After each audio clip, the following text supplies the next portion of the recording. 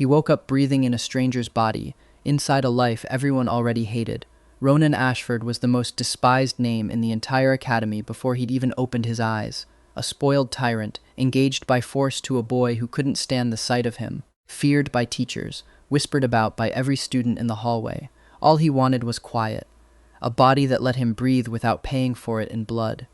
But peace was the one thing this world refused to hand him, a fiancée who wouldn't stop watching him, a rival playing a far colder game than anyone suspected, a father who measured love in political leverage. So if Ronan truly wanted nothing but silence, why did the one boy sworn to hate him keep coming back?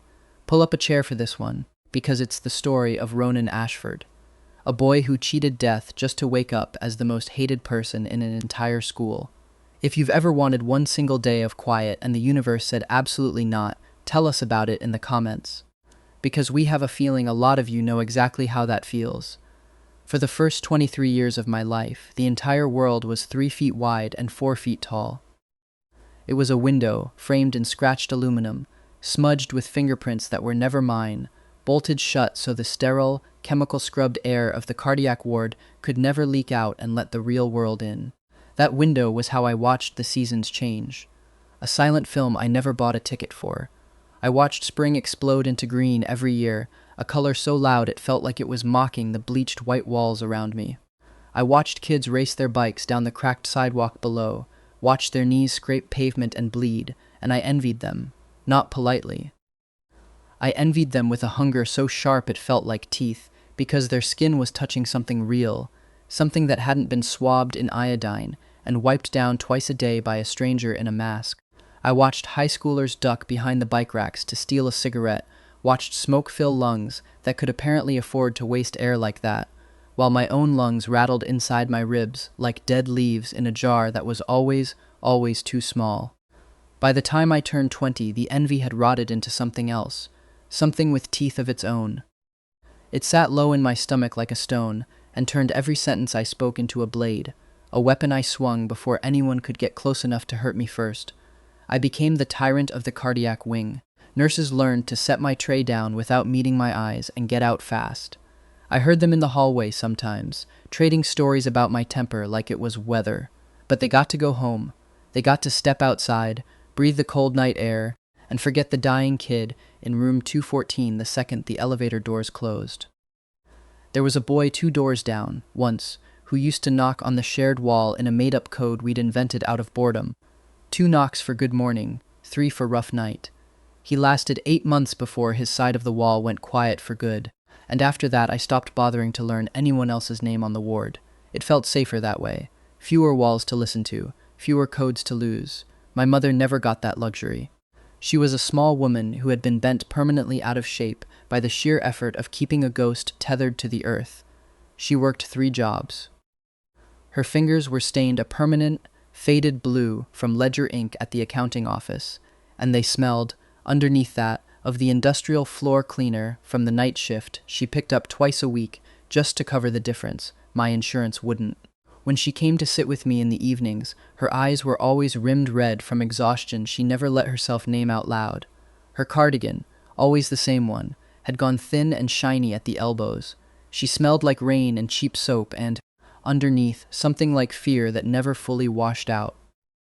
And because I loved her so much, it felt like an actual wound in my chest. Because the guilt of knowing her youth and her joy and her whole life were being poured into a body that would never hold water no matter how much she gave it. I treated her like an enemy. "Stop coming here," I'd scream at her, voice cracked and wet, chest heaving with the effort of clawing my way out of my own uselessness. "Look at you. You look pathetic. You're wasting money on a corpse that hasn't finished dying yet. Just let me go so you can actually have a life." I wanted her to hate me. I lay awake some nights listening to the smug, rhythmic beep of the heart monitor and whispered cruelty into the dark on purpose, because I'd convinced myself that if she hated me enough, the grief wouldn't be able to find her when the line finally went flat. I thought if I was cruel enough, she'd walk out of that room, breathe the outside air, and never look back. She never did. She'd just sit there, her face folding in on itself, and press a damp cloth to my forehead anyway. Her tears would land on my skin, warm against the fever, while she whispered that she was sorry she couldn't give me a stronger body, sorry she'd failed me, as if any of this had ever been her fault to carry. The end came on a Tuesday, in the rain. I remember the rain because it was hammering the window in this frantic, uneven rhythm, like it was as scared as I was. The monitor's beep stretched out into one long, flat note. My chest, which had been fighting for every breath for over 2 decades, finally stopped fighting. The pain went first. I remember being almost grateful for that, and then the room started dissolving into a cold, quiet gray. But before the gray swallowed everything, I felt something warm close over my hand. My mother had thrown herself across my chest, her whole body shaking with a grief too big to be contained by something as small as a hospital bed. She didn't care about the alarm blaring down the hall or the nurse's footsteps pounding toward the room. She pressed her wet cheek to mine, her ink-stained fingers gripping the fabric of my gown like she could physically hold me here by force. My beautiful boy. Her voice broke into something ragged and shattered, a sound I'd never heard her make before, not even on the worst nights. My sweet boy, I'm so sorry. I'm sorry the world was this cruel to you. But if there's anything after this, if there's a next life, any life at all, you promise me you'll live it. Promise me you won't stay trapped. Promise me you'll run until your lungs burn in a good way. Promise me you'll eat until you're full. Promise me you'll see the stars without glass in the way. Just live, baby. Live enough for both of us. That was the last thing I heard. Her voice was the last solid thing in the dark, and I held on to it the way you'd hold on to a rope over open water. I had spent my whole short life as a source of pain to the one person who'd never stopped loving me anyway. If there was any way at all, to make good on that promise, I swore I'd take it. Then I opened my eyes and I breathed. It was, honestly, the most terrifying sensation of my entire existence. For 23 years, breathing had been a calculated, careful thing, a shallow negotiation with my own lungs to avoid triggering a coughing fit that would leave me gasping like a fish on tile. So when my eyes snapped open and my lungs just expanded, deep and easy and huge, my whole body seized up on instinct. I curled inward, bracing for the stabbing burn in my sternum, for the wet rattle, for the taste of copper in the back of my throat. Nothing came. Air moved through me clean and smooth and cool, like drinking water after a decade of dust. My chest rose and fell in a steady, unbothered rhythm that felt almost insulting in how easy it was. Slowly, terrified this was some final, cruel hallucination my dying brain had cooked up, I opened my eyes for real. I wasn't looking at water-stained ceiling tiles.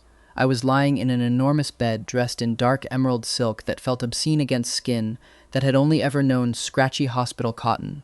Late morning sunlight, warm and gold, was pouring through floor-to-ceiling windows onto floors polished to a shine. I lifted my hand in front of my face and my breath caught somewhere behind my ribs. These fingers weren't gray from bad circulation, weren't marked by years of IV lines. They were long and pale and completely, impossibly unblemished. When I pushed myself upright, there was no dizzy lurch, no ache of muscles that had wasted away from disuse. I swung my legs over the edge of the mattress. My bare feet hit a carpet so thick it swallowed sound. I stared down at my own knees, shaking, not from weakness, just from disbelief, and thought, could these actually hold me up? Or is this just a very elaborate dream I'm having on my way out? I made my way to a gilded mirror in the corner, one hand braced on the headboard and then the wall the entire way, fully expecting to collapse like a poorly built house of cards the second I let go. But my legs held.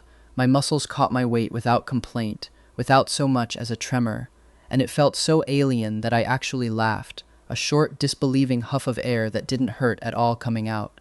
And then I was standing in front of the mirror, and the breath left me all over again. The face staring back was beautiful in a way that felt almost aggressive. Sharp cheekbones, a straight nose, dark hair falling just slightly into eyes that were a startling storm cloud gray. It was not my face. It had never been my face. And then the memories hit, not gently, not one at a time, but all at once, like a tidal wave crashing through a door that had never been built to hold it back. I knew this face. I knew this room. I knew, with a sick lurch of recognition, exactly who and where I was. I had transmigrated, was that even the right word for it? Into the world of Crimson Halls, a high society academy romance I'd devoured during one too many sleepless nights on a hospital tablet with a hairline crack across the screen. I was now inhabiting the body of Ronan Ashford, heir to one of the most politically connected families in the country. I was also, as it happened, the story's villain, the one everybody hated. The version of Ronan whose body I was now wearing had spent the better part of a year making the life of Milo Reyes, the novel's actual protagonist, a soft-spoken scholarship kid, a living hell, out of a jealousy so entitled it curdled into cruelty. All of it stemmed from Ronan's obsession with Sebastian Cole, the Academy's golden boy and heir to a military dynasty 3 generations deep, whom Ronan had trapped into an engagement using nothing but his family's raw political leverage. The entire Academy despised Ronan. Sebastian, more than anyone, looked at him like something he'd scraped off his shoe. The novel was already well past its midpoint when I landed in it. I stood there with my palm flat against my own chest, feeling a heart beat evenly and strongly under my hand for the first time in my life, and none of that. The hatred, the plot, the engagement mattered even a little. My mother's voice was still ringing in my skull. Promise me you'll live it. This healthy, ridiculous, gorgeous body was her last gift to me, delivered through some miracle I would never understand and honestly didn't need to. I wasn't going to spend a single second of it being a petty, spiteful villain fighting to keep a fiancé who couldn't stand the sight of me. I was going to live, all the way, as loudly as I could. I didn't have long to sit with the revelation.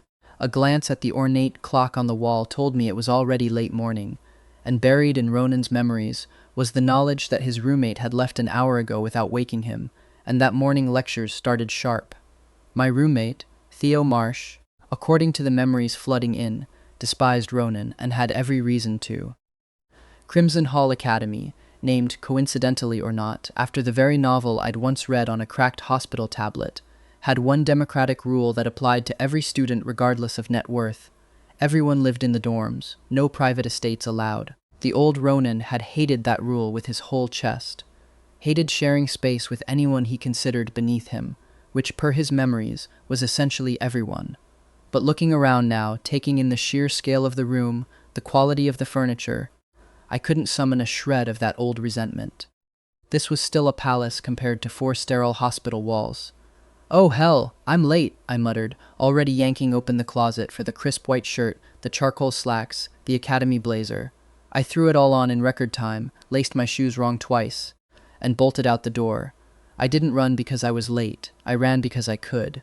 I tore down the stone corridors of the dorm building, down the paved paths crossing the sprawling campus, my heart slamming against my ribs in the best way I had ever felt anything in my life.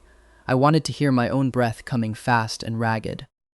I wanted my lungs working at full capacity, cold morning air pouring into my open mouth. I wanted the burn in my calves, the sweat beating at my temples, all of it. I was grinning like a lunatic, laughing under my breath as I sprinted past manicured hedges that probably cost more than my mother made in a year. By the time I reached the classroom, muscle memory, Ronan's, not mine, steered me to the right door. I shoved it open, gasping, cheeks flushed bright from the run, and a real, unguarded smile plastered across my face without my permission. The teacher froze mid-sentence, chalk hovering an inch off the board. His face actually went pale. I registered, a beat too late, that my hair was a disaster, my collar was crooked, and I was smiling. Ronan didn't smile. Ronan smirked, when he bothered to do anything with his mouth at all. "Sorry I'm late," I said, and my own voice sounded strange to me, clear, easy, nothing like the venom Ronan's memories told me he usually spat. The silence that answered me was total. I scanned the tiered classroom and found every single face staring back with some flavor of open shock. In the front row sat Milo, smaller than I expected, folding in on himself like he was bracing for a blow that hadn't landed yet. The old Ronan, per the memories humming under my skin, would have ignored the teacher completely and marched straight down to claim the seat beside Sebastian, daring anyone to object. Then I found him. Sebastian sat by the window, morning light cutting sharp lines across a face that honestly didn't seem fair. Dark eyes, a jaw you could set a compass by, an aura like he owned the air in the room. The seat beside him was empty, the only empty seat in the whole hall, because apparently nobody in their right mind dared sit within arm's reach of Ronan's fiancée. So I took it, because there wasn't anywhere else to go. I offered Sebastian a small, polite smile when our eyes met, mostly because I had zero interest in starting my new life by making an enemy of the person I was contractually obligated to sit next to. His expression hardened instantly. He looked away, jaw tight, gaze locked back on the courtyard outside, like I'd personally offended him just by existing.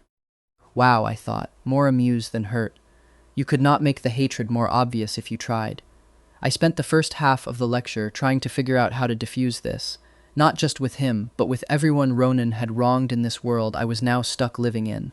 I tore a scrap of paper from my notebook and wrote, "Can we talk after class?" I slid it onto his desk. Without even glancing over, Sebastian crumpled it into a tight ball and dropped it in the trash bin by his foot. He didn't say a word. He didn't need to. When the lunch bell rang, I decided to try again anyway, because apparently near-death experiences had made me either braver or stupider, possibly both. I headed to the crowded cafeteria, the smell of real, hot food hitting me like a physical wall. In my old life, my diet had been purees and gelatin and IV bags calibrated down to the milliliter. The sight of an actual buffet line nearly undid me on the spot. Sebastian was seated at a big central table with his usual crowd of wealthy, influential friends. Milo sat a few seats down, looking small and out of place among them. I walked over, raised a hand, and gave Sebastian an easy wave. Figuring a friendly gesture couldn't hurt. It hurt. Sebastian's stare went colder, if that was even possible, and the friends around him went quiet, faces curling into open disgust. I was so busy trying to read Sebastian's expression that I didn't clock Milo standing up from the next table with a tray of soup and rice. My arm barely grazed his shoulder, the lightest possible contact, and Milo gasped like he'd been struck, legs buckling dramatically as he went down, tray flying, soup and rice splashing across his white uniform shirt. He lay there on the floor, looking up at me with an expression of deep, practiced betrayal, like a boy who was entirely used to being the target of my hands. The cafeteria erupted. Sebastian's friends were on their feet in seconds, forming a wall between me and the fallen boy, while Sebastian himself dropped to a knee beside Milo, pulling him upright by the shoulders.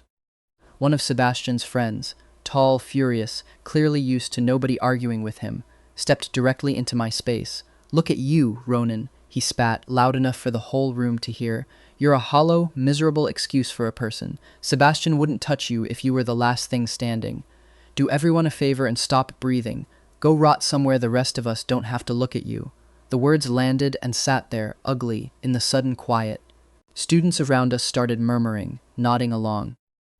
In my old life, those exact words, "stop breathing, go rot," would have flattened me, because they were just describing my actual daily reality. But standing here now, in a body that felt vibrant and unbreakable, I didn't feel the old wound open at all. What I felt was pity, for the version of Ronan who'd apparently spent years earning every ounce of this, and a real sharp concern for the kid crying on the floor. I ignored the furious friend entirely and crouched down instead, careful to keep a respectful distance from Milo. "Are you hurt?" I asked. "That soup looked hot." "Do you need to see the nurse?" Milo blinked up at me, visibly thrown. This clearly wasn't the script he'd rehearsed. No, I'm fine," he stammered, glancing sideways at Sebastian like he needed a cue. "Good," I said, and stood, brushing invisible dust off my slacks.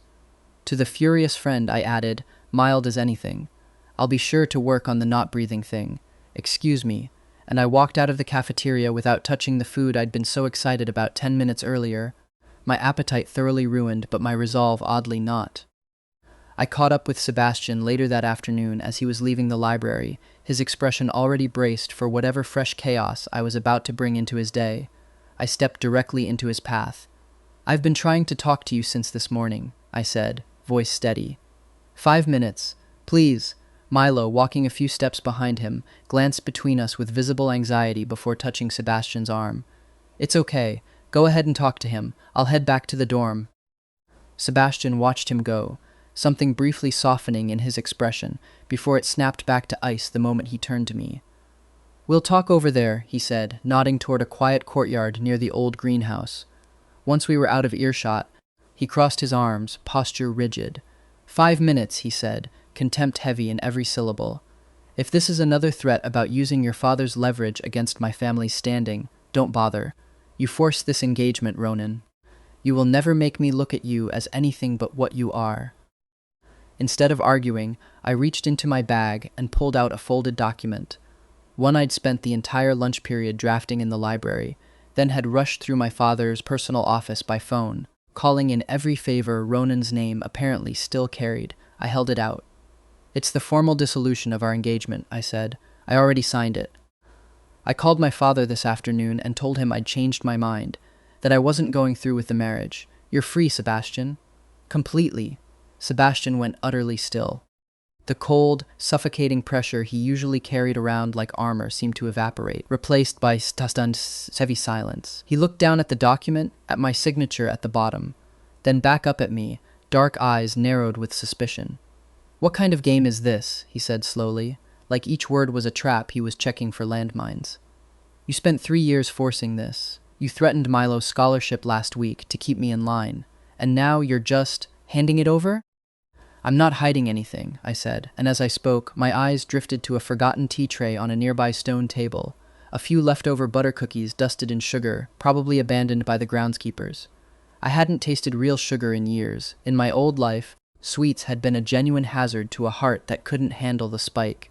Almost shy about it, like a kid asking permission for something forbidden, I reached out and took a small bite. The flavor hit my tongue, rich, buttery, achingly sweet, and I let out an involuntary, embarrassing sigh of pure happiness. My shoulders dropped. For one whole second, I forgot Sebastian was standing there, forgot the engagement, forgot the entire novel I was apparently trapped inside of. When I looked back up, Sebastian was staring at me with an expression I couldn't place, the fury gone, replaced by something closer to bewilderment. "I just realized life's too short to spend being miserable," I said, brushing a crumb from my lip. "You don't love me. I don't want to force either of us to be unhappy for the rest of our lives. I want to actually live mine, and I want you to be free to live yours with whoever you actually want. I won't sit next to you in class anymore. I won't force my company on you, and I won't get in the way of you and Milo. Let's just end this cleanly." Before he could find words to respond, I turned and walked away, my chest feeling lighter than it had in 23 years and counting. I didn't get more than 2 steps past the greenhouse path before my phone buzzed with a name that made my stomach drop even faster than Sebastian's confession had made it soar. "Father." I almost let it go to voicemail. Ronan's memories supplied the reason easily enough. Calls from his father were rare and never good, but a small, stubborn part of me, the part that had spent 23 years wishing someone powerful enough to fix things would ever bother to call, made me answer. "You dissolved the engagement." His voice was flat, clipped, the voice of a man who managed hospitals and boardrooms and had no patience left over for anything softer, without consulting me, without so much as a phone call beforehand. "Do you have any idea what that engagement was worth to this family?" The Cole name attached to ours would have secured military contracts for the next 20 years. "I know what it was worth to you," I said, surprising myself with how steady my voice came out. "I don't care." There was a long, dangerous silence on the line. "Come home this weekend," he said finally. "We'll discuss this in person." He hung up before I could answer, which was very much in character, according to the memories humming under my skin. I pocketed the phone, decided the weekend could worry about itself when it actually arrived, and kept walking. When I finally made it back to the dorm, Theo was already at his desk, studying. The instant the door opened, his shoulders went rigid, and his face settled into the particular, well-worn hostility he apparently reserved just for me. "Hi, Theo," I said, offering a small smile. "I know I haven't been a great roommate. Honestly, I've been awful. I'd like to try and do better, if that's okay. If there's anything I can do to make this space less unbearable for you, just tell me." Theo let out a short, disbelieving laugh, rising to face me with his arms crossed. "A truce." "From you," he shook his head. "You think I'm stupid, Ronan. I saw what happened at lunch. You can't stand that people actually like Milo, so now you're playing victim? Save it. Just stay on your side of the room." Disappointment flickered through me, but it didn't take root. "That's fair," I said, and meant it. "I get why you don't trust me. The offer still stands, whenever you're ready." I climbed into bed, wrapped myself in the absurdly luxurious sheets, and fell asleep grateful, for the first time in my life, for the simple miracle of breathing without effort. I woke up hours later to a sound in the dark. Theo was standing in the middle of the room, phone pressed to his ear, his face pale and slick with sweat, his whole body shaking so hard he could barely keep the phone in place. I sat up quietly and listened. "What do you mean, wait?" His voice cracked, frantic. "She's my mother. Isn't there anyone else?" A pause. "A cardiovascular emergency?" "But the specialist? Why isn't there a specialist on call?" "5 hours? She doesn't have 5 hours. Please, there has to be something." Whatever the voice on the other end said next made Theo's hand drop, the phone slipping out of his fingers and clattering onto the carpet. He folded to his knees with a ragged sob. I slid out of bed and crossed the room, keeping enough distance not to startle him. "Theo, what happened?" "Shut up, Ronan," he choked out, face buried in his hands. "Not now. Just shut up." I ignored that and knelt to retrieve the phone instead. The screen was still lit, showing a call log from District General Hospital, a small, underfunded municipal facility out on the poorer edge of the capital. Ronan's memories clicked into place piece by piece. That hospital was understaffed and overstretched, exactly the kind of place that would tell a terrified 19-year-old to wait 5 hours for a specialist. But the premier cardiovascular center in the entire capital, the one with the best surgical team in the country, belonged outright to the Ashford family's medical conglomerate. I didn't hesitate. I pulled out my own phone and dialed the private line of the center's director, a number apparently burned into Ronan's memory from years of casual, careless use. "This is Ronan Ashford," I said, and my voice came out with an authority I didn't know I had access to. "I have an emergency. There's a patient at the District General Hospital in critical cardiovascular distress. I need an immediate transfer to our facility, and I want your chief surgeon prepped and waiting the moment she arrives. Clear it under my name. Now." "Right away, young master," the director said instantly. "The transport helicopter will be dispatched immediately." I hung up and looked at Theo, who was still on the floor, staring up at me with an expression of pure bewilderment, like he was looking at a stranger wearing a face he recognized. "Why?" he whispered. "You hate people like us. Why would you do this?" "We don't have time for this conversation," I said, reaching down to pull him to his feet. "We need to go, right now." "Go? The gates are locked. Curfew. Rules matter less than the people you love." I cut him off, meeting his eyes. "Your mother's about to go into surgery. She needs you there when she wakes up. We're leaving." We slipped out through the shadows of the dorm corridors and out a side gate, and it felt, absurdly, like an adventure, cold night air biting at our lungs, our breath fogging in front of us as we scaled the low perimeter wall and flagged down a cab into the Capitol. I caught a glimpse of a figure standing near the courtyard fountain as we ran, Sebastian, watching us go with dark, unreadable eyes, but there wasn't time to care. We spent the rest of the night in a waiting room that smelled like antiseptic and burnt coffee. When the surgeon finally emerged, smiling, and told Theo the operation had gone perfectly, Theo collapsed into a chair and wept with pure relief. A few minutes later, I watched through the glass as he held his mother's hand, her smile weak but real despite the exhaustion carved into her face. Watching them, something sharp and heavy lodged itself behind my ribs, happiness for them, tangled up with an ache for my own mother so intense it was almost physical. I wondered if she could see me right now, somehow, somewhere, living exactly the life she'd begged me to live with her last breath. The next morning, back on campus, Sebastian stopped me in the hallway, blocking my path with his eyes dark and questioning. "Why did you sneak out last night?" he demanded low.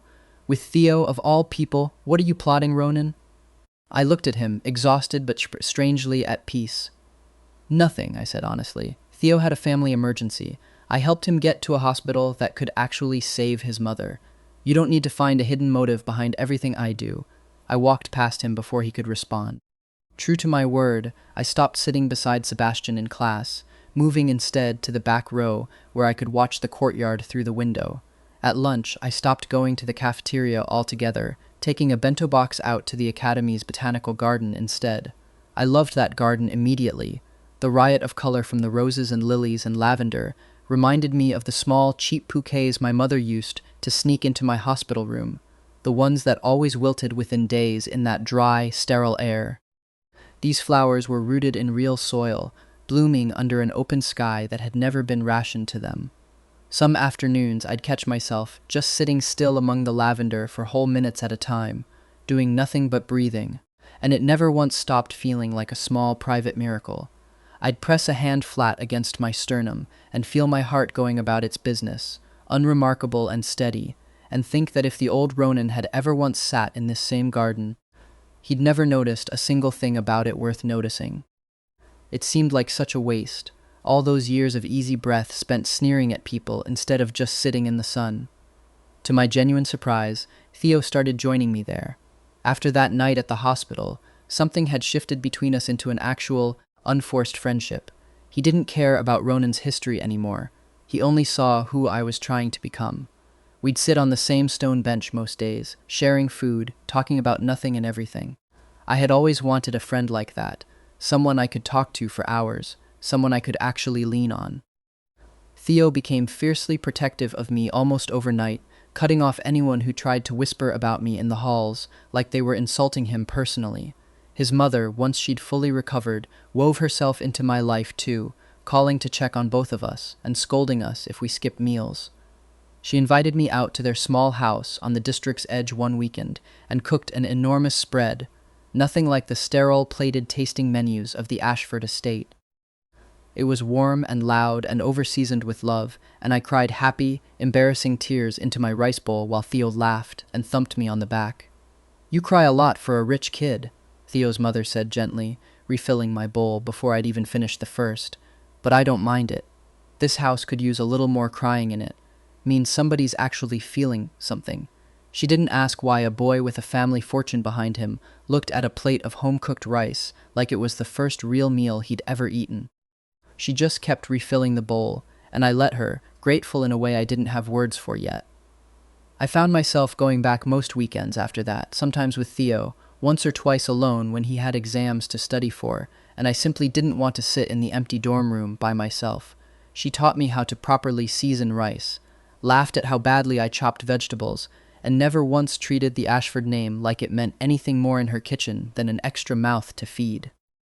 It was, I decided somewhere around my third visit, the closest thing to an actual home I'd found since waking up in this borrowed, beautiful life. But while my life was quietly turning beautiful, one weekend arrived that I couldn't sit in the garden and avoid, the one my father had summoned me home for. I hadn't planned on actually going. Ronan's memories of the family estate were cold in every sense: marble floors, silence at the dinner table, a father who measured affection in acquisitions rather than anything softer. But some reckless, curious part of me wanted to see the man who'd shaped the boy whose skin I was now wearing, wanted to understand exactly what 23 years under that roof had done to him.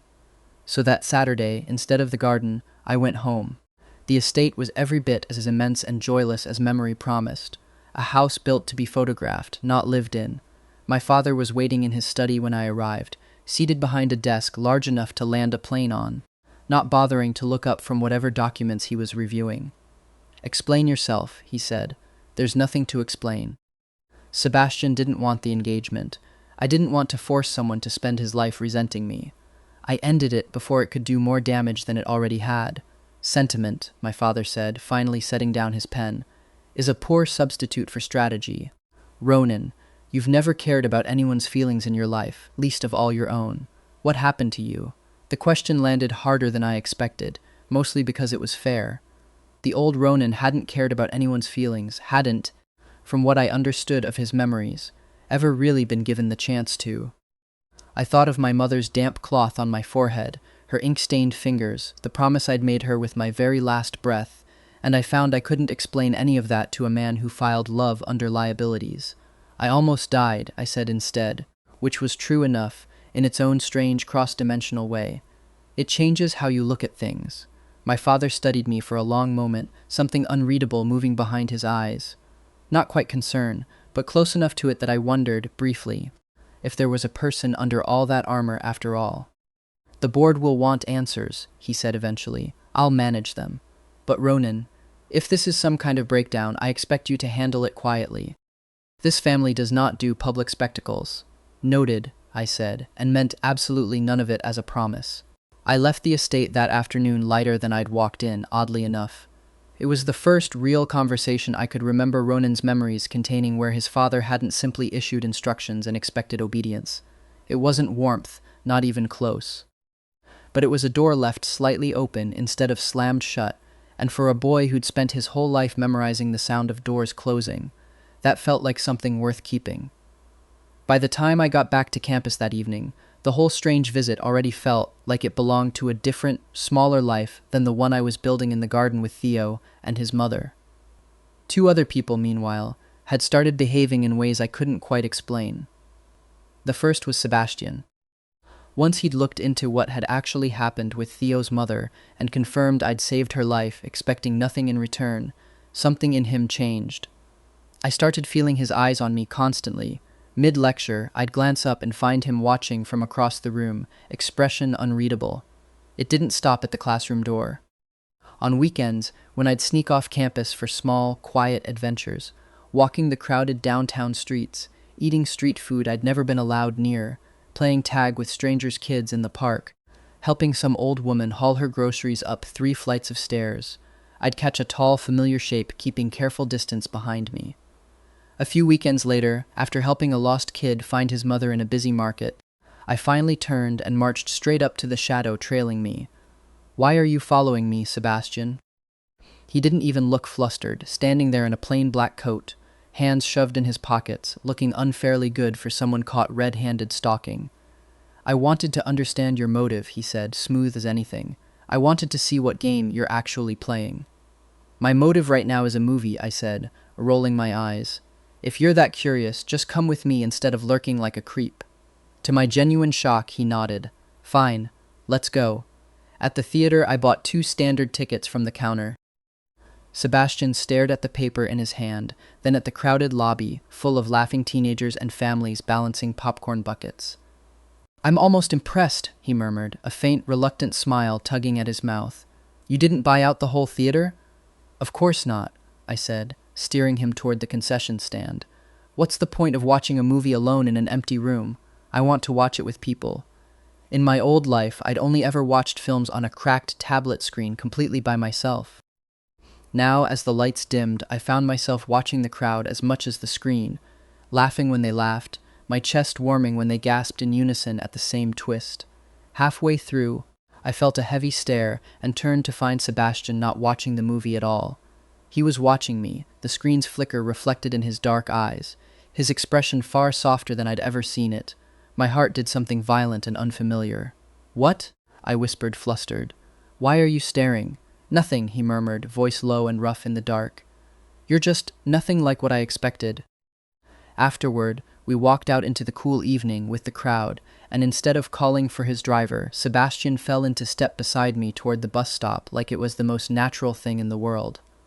"You're taking the bus," I said, unable to keep the surprise out of my voice. "You are," he said, like that settled it. "So I am." We didn't talk much on the ride back, but he sat close enough that our shoulders kept brushing at every turn and neither of us moved away from it. When we reached the stop nearest the academy gates, he offered me a hand down off the last step, an old-fashioned, faintly ridiculous gesture that made me laugh out loud, and made him look, for one unguarded second, almost embarrassed at himself for doing it. The second person acting strangely was Milo. He wasn't, it turned out, quite the meek, defenseless victim the whole academy believed him to be. Now that I'd stopped playing the villain, Milo had lost the cruel foil that had made him look like a suffering saint, and with it, his popularity was fading fast. He was growing visibly desperate to claw the spotlight back. One afternoon in the study lounge, I was sitting alone reading when Milo approached carrying a cup of steaming tea. He stopped beside my chair, and for one unguarded second, his expression twisted into something cold and calculating that looked entirely wrong on his soft features. Before I could react, he tipped his wrist and let the tea spill. Not onto me, I realized a beat too late, but toward himself, splashing hot liquid across his own sleeve and shirt as he let out a sharp theatrical cry and stumbled backward like he'd been shoved. "I'm sorry," he gasped to the room at large, voice trembling. "I didn't mean to throw it, please don't be mad." The lounge erupted in outraged whispers. "Did he really just? He's been quiet for weeks, guess he couldn't help himself. Throwing hot tea? That's crossing a line." Theo, who'd just walked in, took one look and recognized the trick instantly, fists already clenching. "You lying little," he started, but I grabbed his arm before he could finish. "Don't," I said quietly. "Don't give him a scene. It's not worth it." The crowd parted a second later as Sebastian strode in, face dark, eyes sweeping the shattered cup, the spilled tea, Milo crumpled dramatically on the floor. I braced for the usual. Cold accusations aimed at me, protective fury spent on Milo. It didn't come. Sebastian didn't even glance at the boy on the floor. His eyes locked onto me instead, sharp with something close to panic, and he crossed the room and grabbed my wrist before I could speak. He hauled me out of the lounge and into an empty nurse's office down the hall, kicking the door shut behind us. "Sebastian." "What are you doing?" I gasped, still trying to process the whole surreal scene. He didn't answer right away. He backed me against the wall, hands closing gently but firmly on my shoulders, eyes scanning me with frantic urgency. Did any of it get on you? Is your skin burned? Did it hit your clothes? His fingers checked the fabric of my collar, touch warm and hurried. I went completely still. I had never been this close to another human being in my entire life, let alone someone this unfairly, ridiculously handsome. His cologne, clean, expensive, faintly like cedar, wrapped around me, and my heart slammed against my ribs so hard it almost hurt, except this time the hurt felt good. I wasn't suffocating. I was just looking at him, at the fear in his eyes that was, unmistakably, entirely for me. Flustered down to my ears, face burning, I shoved his chest back. "I'm fine," I stammered, voice cracking embarrassingly. "It never touched me. Let go."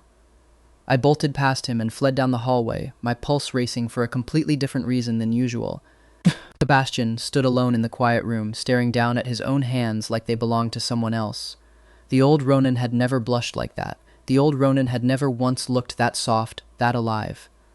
By the next morning, someone had posted security footage from the lounge on the Academy's forum. It showed, in crisp, unambiguous detail, Milo deliberately dousing himself while I sat there reading, completely unaware. The reaction was instant and merciless. He did it to himself. Did you see his face right after? Ice cold. Milo's carefully built image cracked wide open in a single afternoon, though I was too distracted trying to calm my own heartbeat to fully appreciate the irony. I found him 2 days later, alone on a bench at the far edge of the botanical garden, well away from the usual lunchtime crowd that had once orbited him like he was the sun. He flinched when he saw me coming, bracing for whatever he assumed I'd come to say. "I'm not here to gloat," I said, sitting down at the opposite end of the bench, careful to leave space between us. "I just want to understand something. Why the scholarship threats? Why the tea?" Milo was quiet for a long moment, picking at a loose thread on his cuff. "You wouldn't understand," he said finally, bitterness creeping into his voice. "You've never had to earn anything in your life. Everyone here was born with a name that opens doors.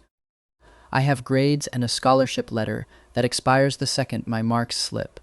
And a mother back home who took out a loan. She can't pay off betting I'd make it through this place and come out the other side worth something. Sebastian protecting me was the only leverage I had. The moment people stopped believing I needed protecting, I stopped mattering to anyone in this building. It wasn't an excuse, the cruelty toward a boy on the floor with hot tea across my chest, the manufactured tears, none of that stopped being wrong just because I understood where it came from. But something in his voice, some thread of raw, ordinary fear dressed up as calculation, was uncomfortably familiar. I recognized the particular arithmetic of a person, convinced their worth expired the second they stopped being useful to somebody more powerful. "I'm not going to threaten your scholarship," I said quietly. "I never should have in the first place. Whatever version of me did it. But you don't need Sebastian's guilt to survive here. You're clearly smart enough to have fooled an entire academy for months. Try doing that with the truth instead. It holds up a lot better under a security camera." Milo didn't answer, but when I got up to leave, he didn't stop me either, and something in his shoulders looked a little less braced than it had when I sat down. He transferred out before the term was over, and I never found out if any of it landed the way I'd hoped, but I like to think it had, at least a little. A few days later I overslept, scrambling into my uniform in a panic and grabbing what I assumed was my own cardigan from the shared closet, an oversized, soft-knit sweater that swallowed my frame. I made it halfway down the main hallway before a hand caught the hood and yanked me backward. "Hey, idiot!" Theo, grinning ear to ear. He tugged at the collar drooping off my shoulder. "You stole my sweater this morning. No wonder I couldn't find it." I flushed, rubbing the back of my neck. "Sorry, I was rushing. I didn't even look. I can go change." "Nah, keep it," he laughed, ruffling my hair. "Looks better on you anyway. You look like a giant cotton ball." We were still laughing when a shadow fell over us. Sebastian stood at the end of the hallway, face a mask of dark, brooding fury, eyes locked on the oversized sweater that clearly belonged to someone else. Before I could say a word, he crossed the distance and grabbed the collar of the sweater, eyes burning with something possessive and territorial. "Hey, what are you doing?" I gasped. Without answering, he shrugged out of his own heavy academy jacket and dropped it over my shoulders instead, wrapping me in it until I disappeared inside it. "We're this," he muttered, voice low and dangerous, shooting a glare in Theo's direction. Theo just raised an eyebrow, smirking, and wisely said nothing. My face went hot. The jacket was still warm from Sebastian's body, carrying his scent, cedar and something clean like rain, and I pulled the collar up to hide my burning cheeks from his stare. That afternoon, the tension finally boiled over. In the main courtyard, in front of a sizable crowd, Milo cornered Sebastian, tears streaming down his face as he gripped the sleeve of his blazer. "Sebastian, please. Why are you being so cold to me? Is it Ronan? Is he threatening you, making you stay away from me?" I was crossing the courtyard with Theo when I spotted them and stopped dead. Milo's fingers clutched at Sebastian's sleeve, looking small and desperate, and even though I'd told myself 100 times I wanted nothing to do with this novel's romantic entanglements, that I was just a visitor passing through someone else's story, a hot, sharp spike of jealousy sliced straight through my chest anyway. It felt like a cold blade twisting between my ribs. I hated the sight of Milo's hand on him. I hated even more the idea of Sebastian looking at anyone else at all. My jaw tightened. I grabbed Theo's sleeve. "Let's go," I muttered. "Now, no." I dragged him away, deliberately turning my back on the whole scene, ignoring the fact that Sebastian's eyes had snapped to me the instant I'd entered the courtyard. But he'd seen it, the flash of hurt and anger in my face before I turned. Instead of comforting the crying boy in front of him, Sebastian pulled his sleeve free of Milo's grip. Something like realization broke across his face, sharp and thrilling. He watched me walk away with my heart hammering wildly for a completely different reason than I wanted to admit.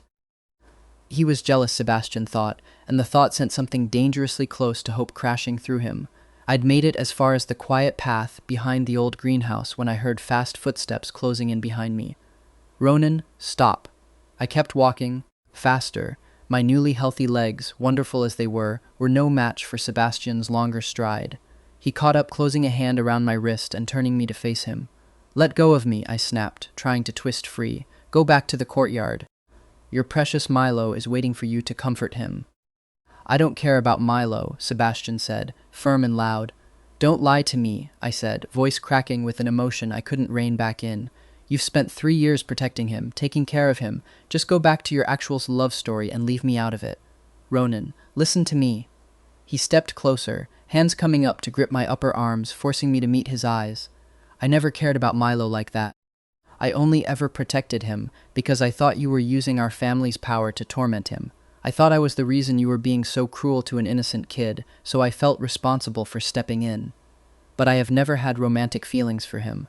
I told him that months ago." He drew in a breath, dark eyes burning with a raw, unpolished sincerity that made my head spin. "The only person I've been able to think about for weeks is you, Ronan. I like you." The words hit me like a physical blow. For one dizzying second, the sheer rush of it made my head spin, my lungs pulling in a sharp, unrestricted breath. I stared into his eyes and let myself feel, briefly, exactly how much I wanted this to be real. Then the warmth curdled into something colder. My expression must have shifted because I felt it happen, flustered confusion collapsing into something older, heavier, closer to grief. "Don't say that," I whispered, all the fight draining out of my voice. I tried to pull my hands back, but somehow they ended up twisted into the fabric of his blazer instead, like I couldn't decide whether I was pushing him away or holding on for dear life. "You shouldn't say things like that to me. You're wasting your time." His grip tightened, not to hurt, just to keep me from slipping away into the dark path behind us. "How is this wasting my time?" he murmured, leaning closer until his forehead nearly touched mine.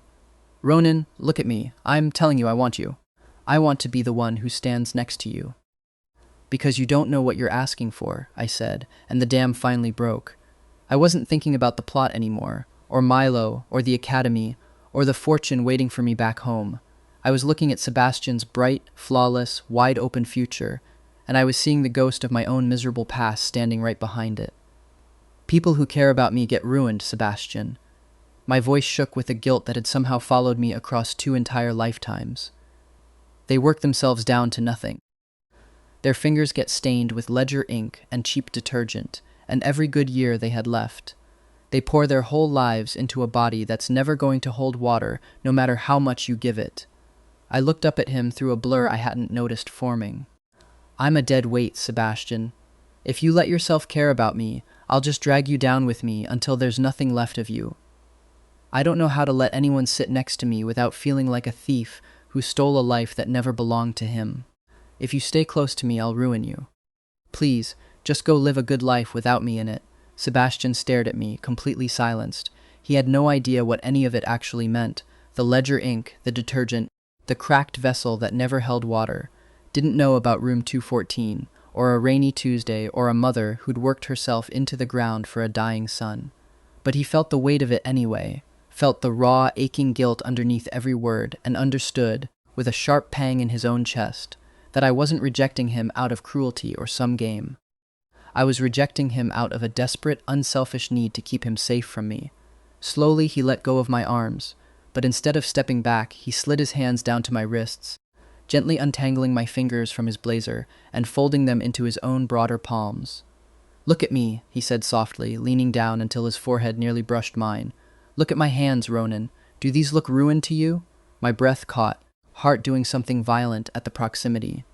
"I'm the heir to a military family," he went on, voice gentling as his thumb brushed a tear off my cheek. "I'm stubborn. I'm arrogant. I do not break.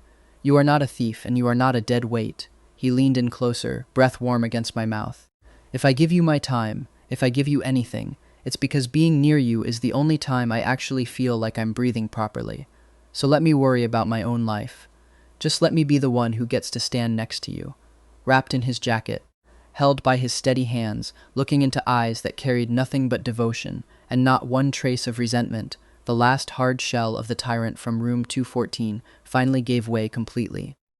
My face went hot, my heart pounding a wild, healthy, thoroughly alive rhythm, not from illness, not from guilt, just from him. I couldn't speak. The weight of his words and the warmth of his hands anchored me to the ground in a way nothing ever had before, not in either life. I'd spent my whole existence pushing people away, out of fear of what my presence would cost them. Looking at Sebastian now, I understood finally that some people were strong enough to hold on to a ghost until it turned solid. "Sebastian," I breathed, barely audible. He didn't let me finish. He leaned down and kissed me, deep, a little desperate, a collision of everything neither of us had said out loud yet. The second his mouth met mine, something like fire shot straight through my veins, and my knees actually buckled. He didn't let me fall, one arm winding around my waist and pulling me flush against him, closing every last inch of space between us. The kiss tasted like butter cookies and rain and a future I was finally brave enough to reach for. I let out a soft, trembling breath against his mouth, fingers tangling in his hair as I kissed him back with everything I had, with the hunger of a boy who'd spent 23 years waiting just to be allowed to live, and the relief of someone who'd finally found his way home. When he finally pulled back, our breath mingled in the cold air, foreheads pressed together. Sebastian was smiling, a real, unguarded smile that made him look younger, lighter. "I've got you," he whispered, pressing a kiss to the tip of my nose. "I'm not letting go." I laughed, bright and clear, the sound echoing through the quiet courtyard, and I felt, for the first time in either version of my life, completely, uncomplicatedly alive. That evening, as the sky filled with more stars than I'd ever been allowed to see, through a locked window, I sat at my desk in the empty dorm room. Theo was out. I pulled a small notebook toward me, uncapped a pen, and looked out at the wide, unglassed sky for a long moment before I started to write to the only person who had ever loved me enough to let me go. To my mother, "I'm running, Mom. I run so hard my chest burns, and it doesn't hurt, not even a little. I kept my promise. I'm living the life you asked me to live. I've eaten food that made me cry from how good it was. I've seen more stars in one night than I saw in 23 years of that window. I made a friend who'd fight the whole world for me if I let him. And I found someone who looked at everything broken in me and decided he'd rather keep filling the cracks than walk away from them. I'm not a shadow anymore, Mom. I'm real. I'm healthy. I'm happy. Thank you for that last wish. Thank you for holding on long enough to hand it to me. I love you, and for the first time, I'm actually breathing. Your son, Ronan." 3 months later, by the time the campus had properly settled into autumn, the academy had mostly stopped whispering every time I walked into a room, though the story of how Ronan Ashford had transformed from the school's most hated tyrant into someone who apparently helped old women carry groceries on weekends had become its own small legend. retold with increasing exaggeration every time it changed hands. Milo transferred to a different academy halfway across the country before the semester ended. Nobody seemed particularly sorry to see him go, least of all Sebastian, who never once mentioned his name again unless I brought it up first, usually just to tease. Theo's mother sent care packages addressed to both of us now, always with a note scolding me specifically for being too thin, which struck me as the funniest possible complaint anyone could have about this body. My father and I settled into something that wasn't quite warmth but wasn't quite the old cold silence either. A standing dinner once a month, stiff and formal, but real. He still didn't understand why I'd walked away from a politically advantageous marriage.